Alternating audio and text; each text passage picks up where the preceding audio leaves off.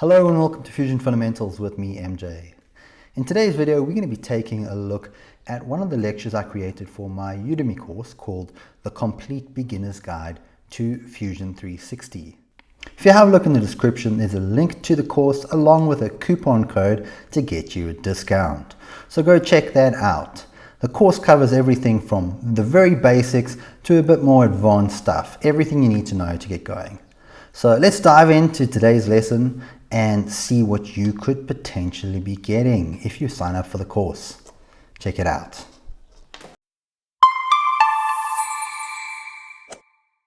So we've got this rectangular block with some holes in it and a couple of threaded holes. To start off, I'm going to draw a rectangle 250 millimeters by 200, and then I'm going to extrude it up to 50 millimeters.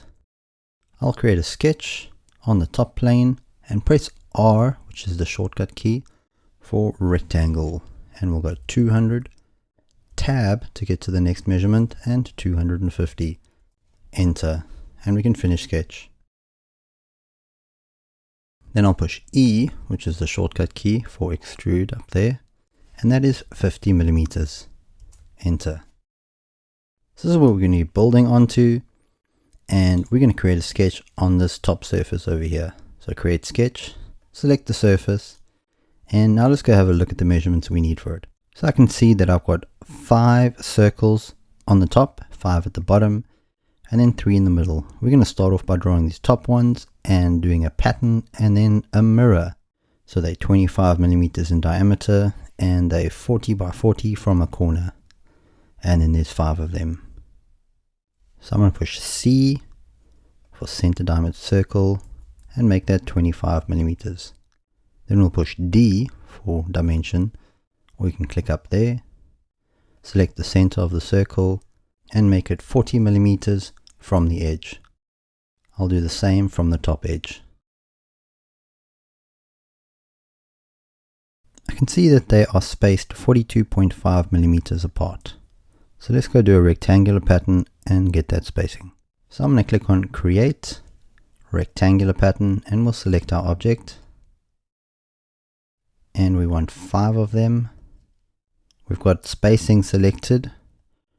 Extent would be the total distance between the left and the right one, but we want spacing because we've got the dimensions from between each one. So that's going to be 42.5 millimeters. Now if I had to press D and dimension this against the edge there, I can see that that is also 40, so those are centered. What we'll do next is create a construction line, so L, and then X is the shortcut key to change to construction.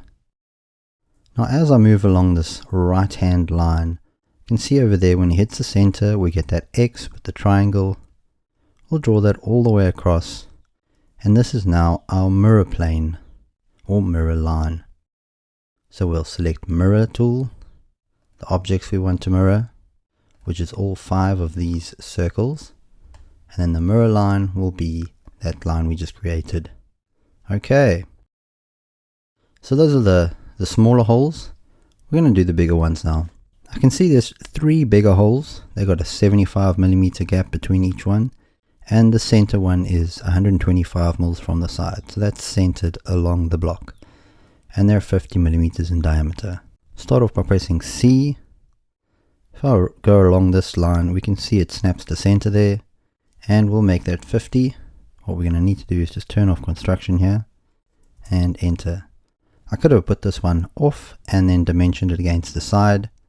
So if I had to push D and go against that line, we can see it's 125. But we snapped it to the center there, so we didn't need to do that step. I'm going to go to Create Rectangular Pattern and select this object. Now again, this is going to be spacing. These are going to be 75 millimeters apart, and instead of one direction we want it symmetric, so there it's going to drop one on either side for us. Okay, and finish sketch.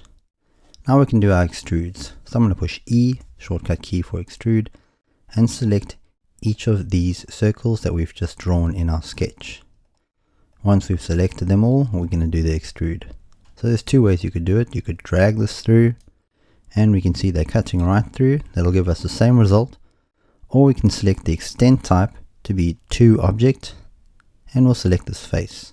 Now they're nicely to that face. Okay.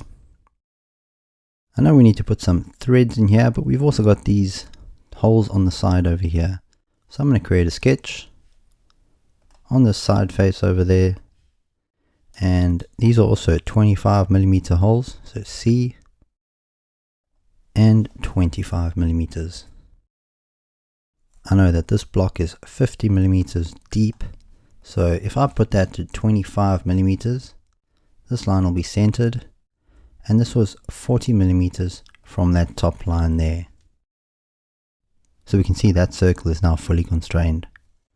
I'm going to press L and then X to select our construction line type and move along this line until we see our X and triangle. That means we're centered. Next we'll go to mirror. We'll select this object and we'll select the mirror line. Okay. So you see now we have that same object and we only had to draw it once because we did a mirror line and then we did the mirror operation. Finish sketch. Now we're going to do the same thing with the extrude. Push E, select these and just pan around to the other side. Change the extent type to object and we'll select this face. Now we can see it's neatly cut through there. Last step is to put in our threads. So we'll go create, select the thread tool. We're going to do one at a time. Select the hole and I can see it's 50mm by 4 and 6H. So these are just the standard settings for this isometric profile. We'll then select modeled so that we can see our thread nicely and select OK. There we can see we've got a nice thread on that hole. We'll repeat that now 2 more times. Go create, thread, modeled, just double check that's all correct, and then the last time modeled, double check all our details are correct and OK. And there we've got our block. So if you want to have a nice look into it, you can click inspect, section analysis, and we'll select this face. And we can pan through it there and see what it looks like on the inside. I'm going to cancel that, and that's our block. So give that one a go before moving on to the next example.